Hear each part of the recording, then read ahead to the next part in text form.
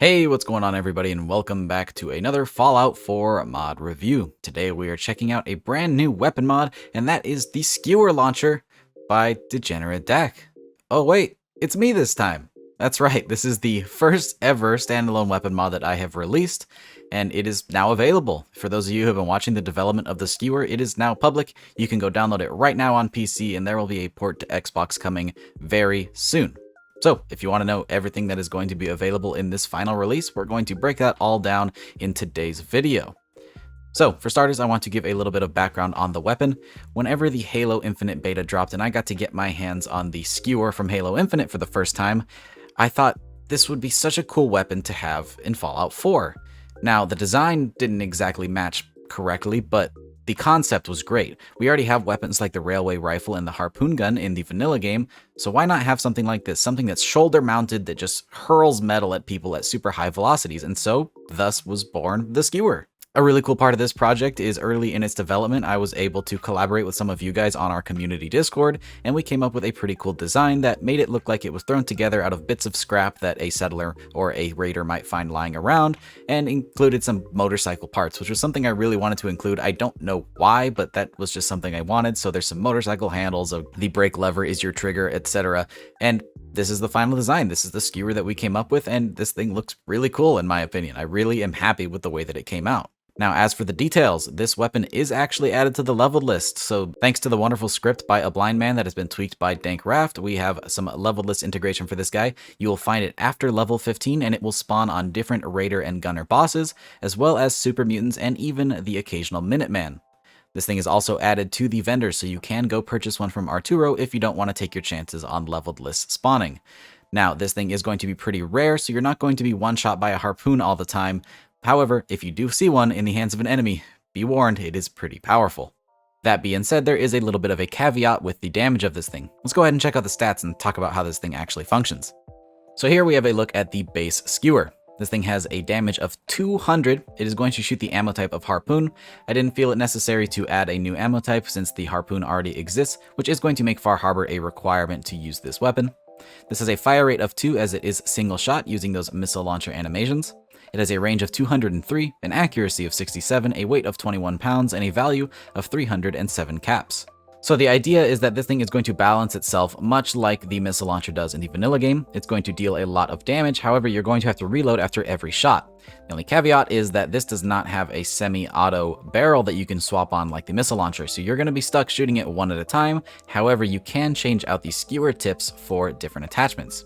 That being said though, there are some unique variants that we can check out that will shake up the way that this thing performs. Starting with the Hot Rod. This is going to launch a giant hot rod out of the end of this, and it sets targets on fire for 15 points of damage. This is a unique variant that has an automatic incendiary effect, and you can find it over at the Adam Cat's garage where it is sitting in the shelf inside of their workshop.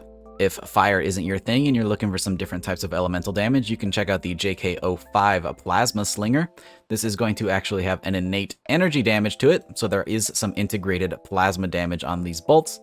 And you can find this one over at the University Point inside of the boss chest room. Up next, we have the Blue Tape Special. Now, the legendary effect reads chance to stagger on hit, but there's actually a hidden effect that I'll show off in just a moment. If you want to get your hands on this one, you're going to head over to Big John Salvage, where you can find it on the RV that is stacked up on some shipping containers. Now, really quick, I'll show you the unique effect on this one because it is mighty different from the rest of the Skewers.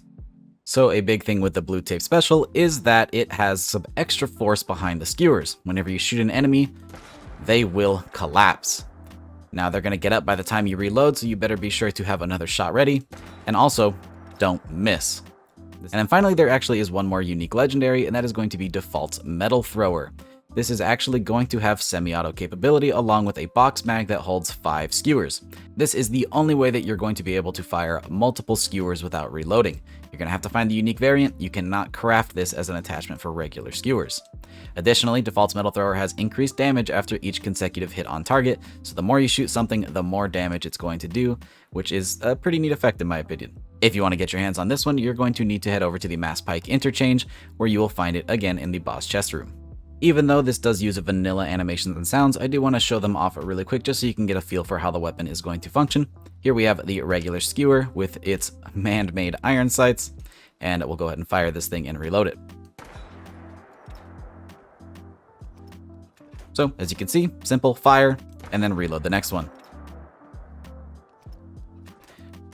Now additionally, there is a different animation being used for default's metal thrower, so I'll go ahead and show that off too.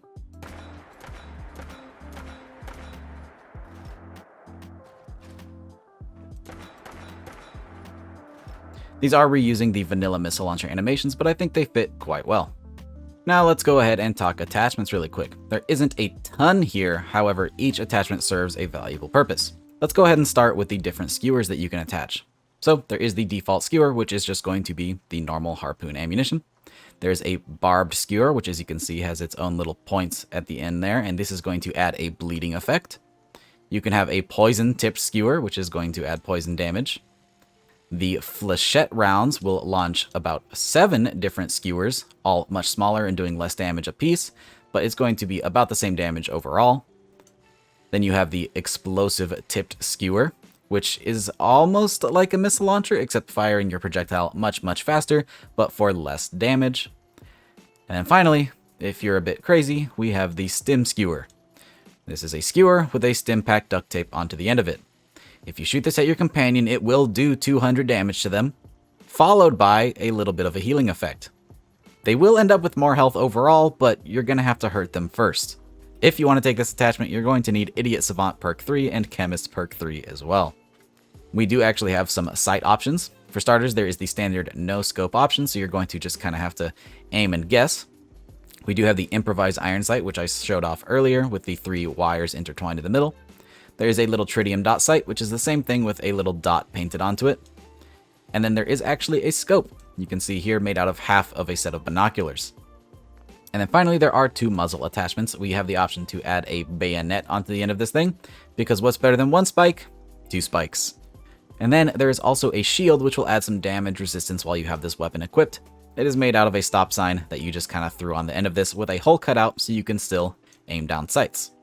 Pretty fun little tool to have there as part of this skewer launcher. Before we move on to the damage test, I do want to show off the different reticles for the scopes that you can equip to the skewer. Here are those improvised iron sights. Here is going to be that tritium dot sight and what it looks like when you're aiming over the shield. And then finally, we have the handmade scope, which actually has a different reticle than you're used to seeing. Kind of hand painted on there. Big shout out to JKRuse05 for helping me find this one in the game files.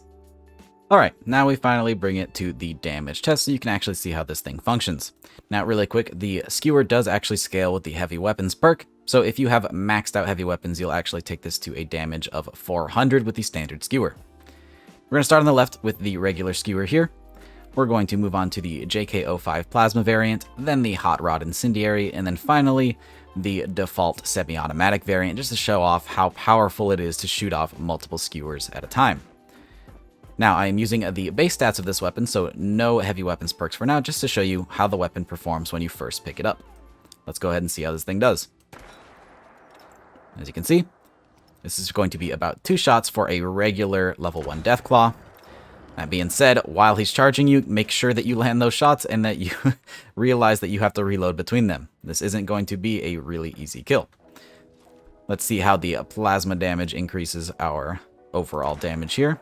Still going to be 2 shots. It's not going to be enough to make a difference on this Deathclaw. That being said, on humanoid enemies, that could be just enough to get you a 1-shot kill. How about the incendiary damage?